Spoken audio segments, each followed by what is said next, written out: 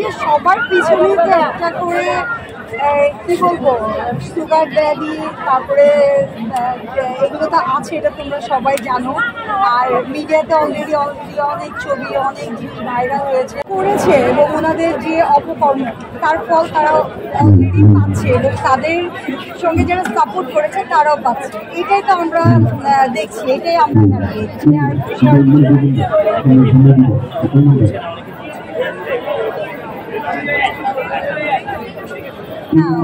সত্যি কথা অনেকে উস্কানি দিয়েছে। এটা আমরা যেহেতু মিডিয়াতে থাকি এবং আমাদের হাতে সবসময় নেটওয়ার্ক থাকে, মোবাইল থাকে, টিভি থাকে, সবকিছুই আমরা দেখি। কিছু কিছু মানুষ অবশ্যই উস্কানি দিয়েছে, সাপোর্ট দেয়নি এবং অনেকে পোস্টও দিয়েছিল, না পেরে এসে পোস্ট করে ডিলেটও করেছে। তো এগুলো আসলে করা উচিত হয়নি ওনাদের। এবং এখন তারা তো কী বলছে, তারা অস্বীকার করছে না আমরা ওইভাবে বলি। এখন কী করার আছে, কিছু করার নাই। এখন আমরা জাস্ট ওয়েট করবো ভালো একটা, আমাদের দেশটা সুন্দর হোক এবং ভালো একটা নেতা আসুক, সে যেই আসুক, যেই দলই আসুক, ভালো একটা নেতা আসুক, সে ছেলে হোক মেয়ে হোক যেই হোক। আমরা সবাই সুস্থভাবে সুন্দরভাবে বাঁচতে চাই, মারামারি আর হানাহানি চাই না। অনেক লাশ দিয়েছে, সেগুলো আমরা আর চাই না। সবাই মিলেমিশে একত্রে আমরা আবার থাকতে চাই।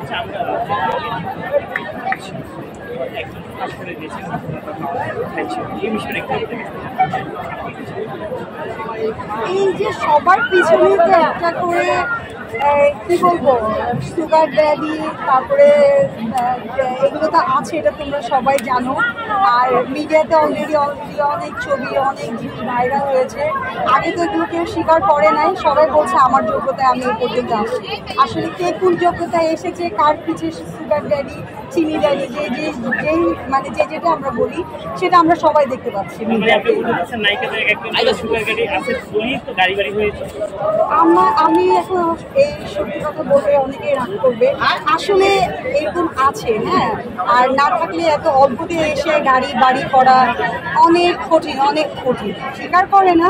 এই যে এখন আমরা যখন সামনে চলে আসছি তখন ভিডিও ক্লিপ দেখছি, ছবি দেখছি এবং ডিটেলস দেখতে পাচ্ছি। সো আপনারাও দেখতে পাবেন, আমরা যেমন দেখছি এখন, এরকম আরও যারা আছে আগে পিছিয়ে, এগুলো হয়তো আপনারাও দেখতে পাবেন।